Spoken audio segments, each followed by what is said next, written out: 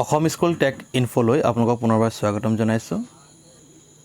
আজিৰ এই ভিডিঅ'টো প্ৰত্যেকখন বিদ্যালয়ৰ বাবে ইম্পৰ্টেণ্ট হ'ব, কিয়নো এই ভিডিঅ'টোৰ জৰিয়তে আপোনালোকক এটা গুৰুত্বপূৰ্ণ ইনফৰমেশ্যন দিবলৈ গৈ আছোঁ। প্ৰত্যেকখন বিদ্যালয়ত যিসকল বিদ্যালয়ত ICT টুলছ আছে আৰু স্মাৰ্ট ক্লাছৰুম আছে বা টেলি এডুকেশ্যন আছে, তেওঁলোকৰ কাৰণে ভাল খবৰ এটা আছে।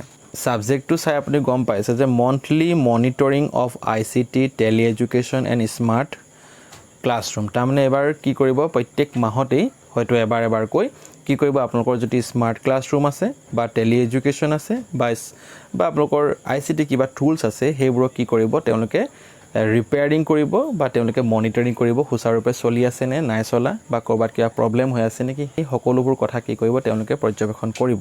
আৰু সেইকাৰণে অৰ্ডাৰটো দিয়া হৈছে কাইলৈ inspector of school district elementary education officer district mission of coordinate প্ৰত্যেকখন ডিষ্ট্ৰিক্টৰে দিয়া হৈছে।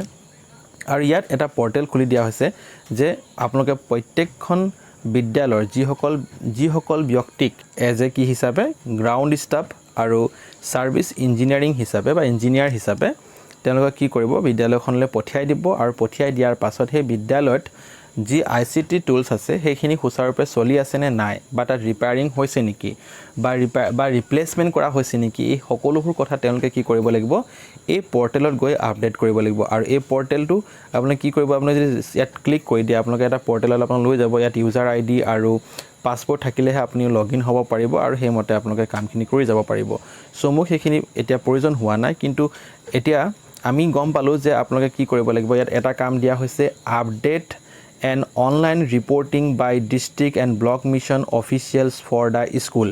তো স্কুলত কি কৰিব লাগিব, এই যে প্ৰত্যেকখন ডিষ্ট্ৰিক্টৰ বা ব্লক অফিচিয়েলসকলে কি কৰিব লাগিব, ICT ক্লাছৰুম বা স্মাৰ্ট ক্লাছৰুম বা টেলি এডুকেশ্যনৰ যিটো স্কুল আছে সেই সকলোবোৰ পৰ্যবেক্ষণ কৰিব 11 পৰা 16 ছেপ্টেম্বৰ তাৰিখৰ ভিতৰত।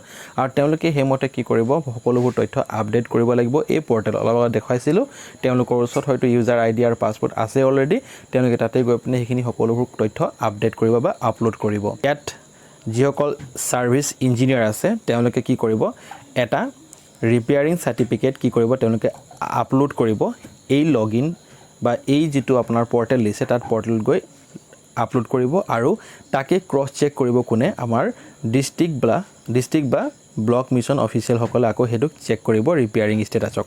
ঠিক আছে, তো এতিয়া কৰিব কি ক্ষেত্ৰত আপোনাৰ ৰিপেয়াৰিং কৰিব, ইয়াতে লিখা আছে যে যদি আপোনালোকৰ স্কুলত repairing and non functioning system will be done by the implementing partners.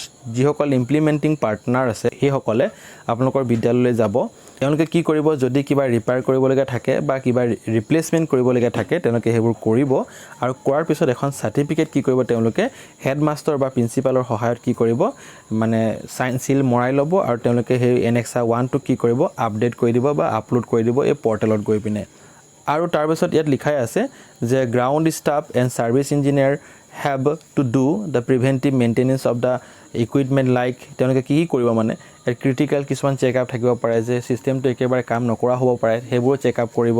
লগতে ছফ্টৱেৰ আপডেশ্যন যদি থাকে কিবা কিবি সেইখিনিও কৰিব। স্কেনিং বা ৰুটিং বেটাৰী চেকআপ থাকে, cleaning of the solar panel including electrical connection and internet connectivity, এই সকলোবোৰ বস্তু তেওঁলোকে চোৱা চিতা কৰিব আৰু তেওঁলোকে আপডেট কৰি যাব।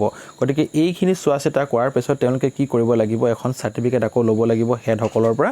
আৰু হেডসকলেও সেইমতে কি কৰিব লাগিব, সেই Annexa 2ত কি কৰিব লাগিব, তেওঁলোকে চাইন চিল মাৰি পিনে তেওঁলোকক দি দিব লাগিব। আৰু তেওঁলোকে সেইমতে কি কৰিব, সেই পৰ্টেলত গৈ আপডেট কৰিব। গতিকে আপোনালোকৰ কাৰণে এটা ভাল খবৰ, যদি আপোনালোকৰ বিদ্যালয়ত যদি কিবা ICT টুলছ যদি বেয়া হৈ আছে বা ৰিপেয়াৰিং হ'বলৈ হৈ আছে, তেতিয়াহ'লে আপোনালোকৰ হয়তো সেই ৰিপেয়াৰিং বা সেই সমস্যাটো সমাধান হৈ যাবগৈ। গতিকে এই ইনফৰমেশ্যনটো দিবৰ কাৰণে আজি ভিডিঅ'টো প্ৰস্তুত কৰিছিলোঁ। ভিডিঅ'টো যদি ভাল পাইছে লাইক শ্বেয়াৰ কমেণ্ট কৰি দিব। ভিডিঅ'টো সম্পূৰ্ণভাৱে চোৱাৰ বাবে ধন্যবাদ। থেংক ইউ ফৰ ৱাচিং।